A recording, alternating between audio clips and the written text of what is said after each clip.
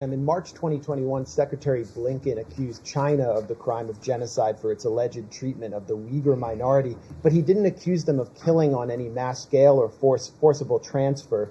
Now we see with Israel's military assault on Gaza, something like every 200 people in the Gaza Strip has been eliminated.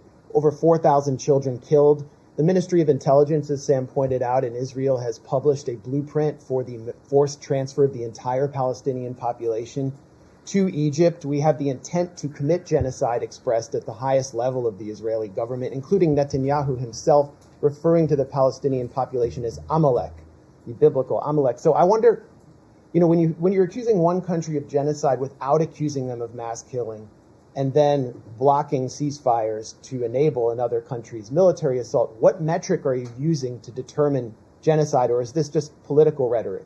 It's certainly not political rhetoric. The department, and I talked a little bit about this yesterday, we have a rigorous process in place for evaluating whether something constitutes as genocide or not, and that is true in any country that that situation might be being looked at. That is not a term that we have assessed pertains to this current conflict. We are, of course, monitoring the evolving situation and are examining facts as they develop. This continues to be an incredibly challenging and fraught situation, but it's also important to remember that Hamas bears responsibility for sparking this war. They have brought this tragic war to Gaza. Okay, well, President Biden has accused the Russian government of genocide for its actions in Ukraine, where in 2 years it has killed as many civilians as Israel has killed in 1 month in the Gaza Strip. So how do you account for that disparity where you're assisting one country and accusing the other of genocide when the country you're assisting has systematically killed so many more people in 1 month?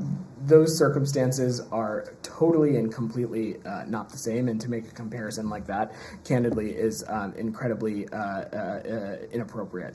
We have been, please don't interrupt me. We have been,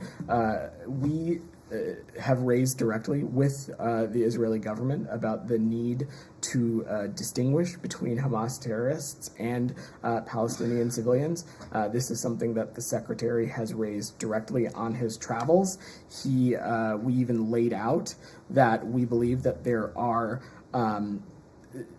commitments that can be made additionally on dealing with protecting civilian life more effectively. And we're watching very closely to make sure that happens. But you've referred to Palestinian civilians as human shields. Doesn't that blur the distinction between civilians and militants? We have not referred to Palestinian civilians as human shields. We have said that